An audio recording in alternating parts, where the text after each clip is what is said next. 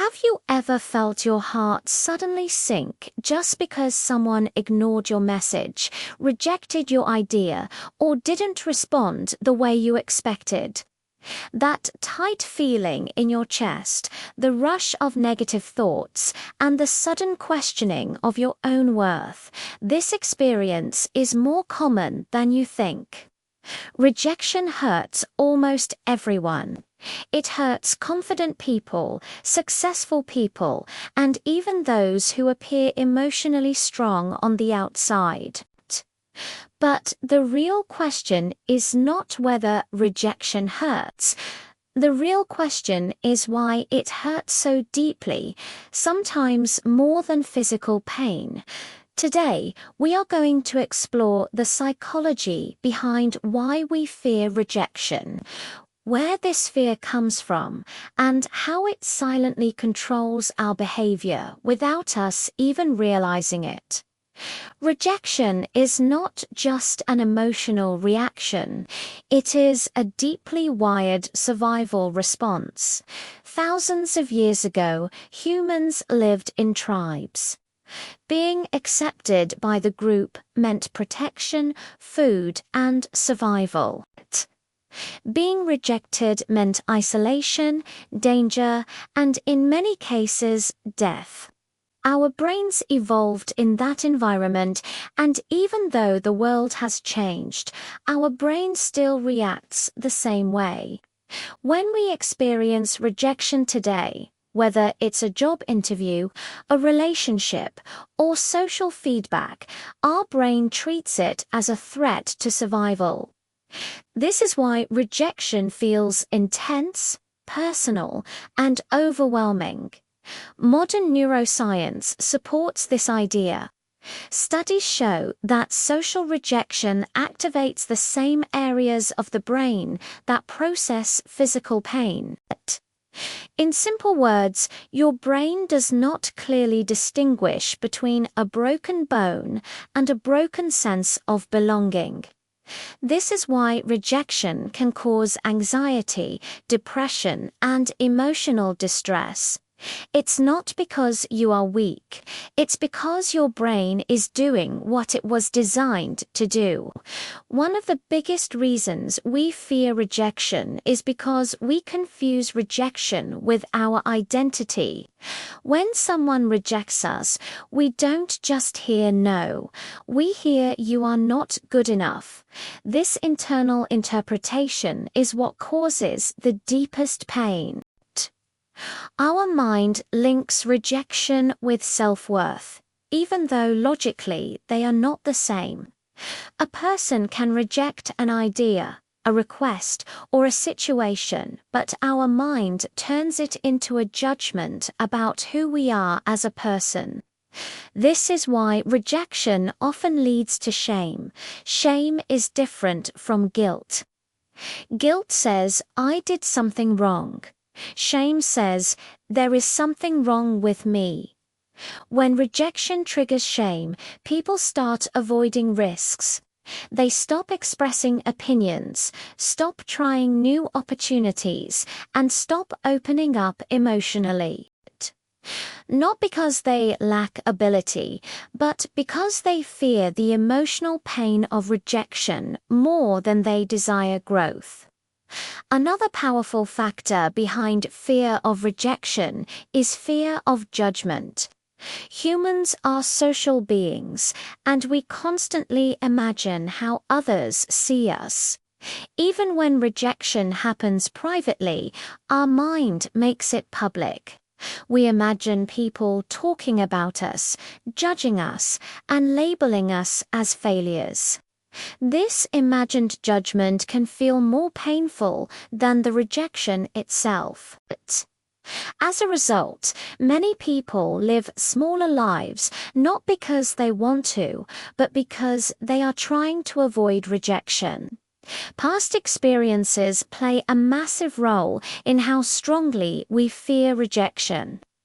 If someone experienced emotional neglect, criticism, or rejection during childhood, their brain becomes more sensitive to rejection later in life. This is called rejection sensitivity. Such individuals may overanalyze neutral situations, assume negative intentions, and feel rejected even when no rejection exists. This sensitivity is not a flaw, it is a learned response from past emotional experiences. Rejection sensitivity often leads to two extreme behaviors. Some people withdraw emotionally and avoid connections. Others seek constant validation and approval. Both behaviors come from the same fear, the fear of being rejected again. Unfortunately, both behaviors can push people away, creating a self-fulfilling cycle where the fear of rejection increases the chances of experiencing it. Social media has also amplified our fear of rejection. Likes, views, comments, and follows have turned social approval into numbers. When content doesn't perform well or messages go unanswered, people internalize it as personal failure. The brain treats digital rejection the same way it treats real-life rejection. Over time, this constant exposure can damage self-esteem and increase anxiety. But here is a powerful truth. Rejection is not a reflection of your value.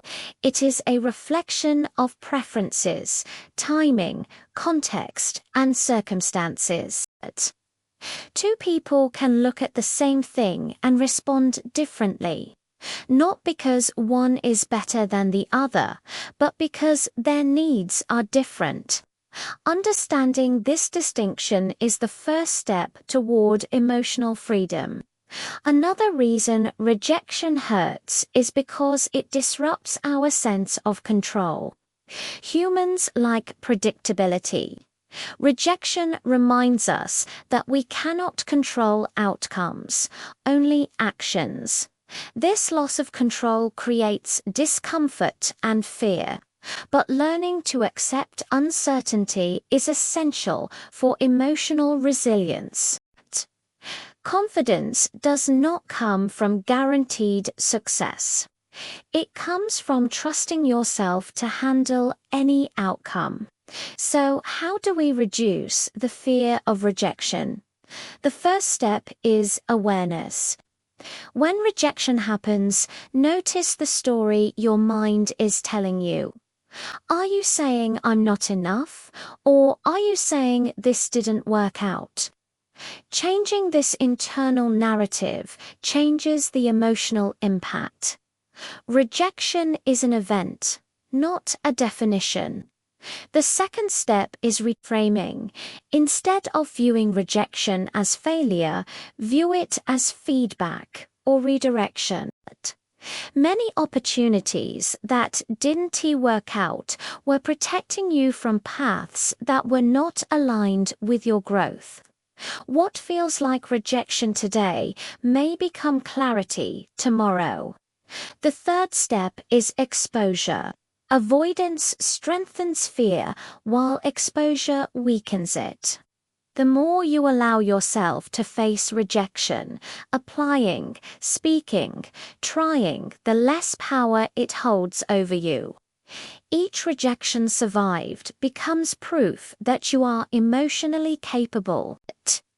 Finally, self-compassion is key.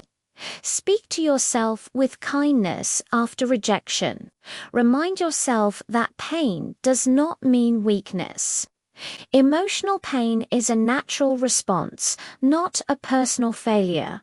Healing does not mean never feeling hurt.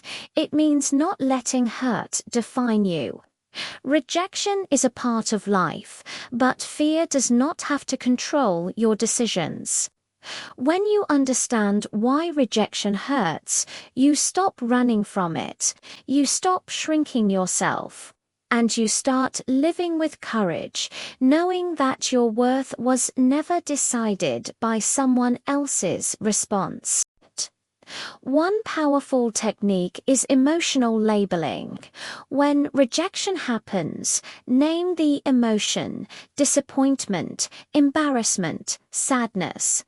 Naming emotions reduces their intensity. Instead of saying, "I am rejected," say, "I feel disappointed."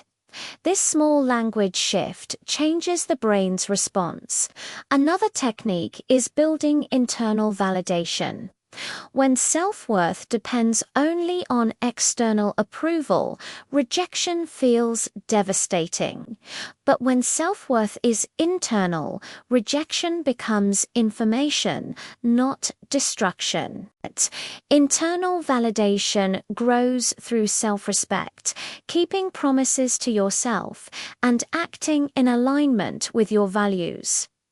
Exposure therapy also works psychologically. Deliberately putting yourself in situations where rejection is possible trains the brain that rejection is survivable. Over time, fear decreases. Courage is built through repetition, not motivation. It is also important to understand that many rejections have nothing to do with you. Timing, preferences, circumstances, and other people's limitations play a major role. Rejection often says more about the situation than the person being rejected. Self-compassion after rejection is essential. Speak to yourself the way you would speak to a close friend. Harsh self-criticism increases fear, while kindness builds resilience.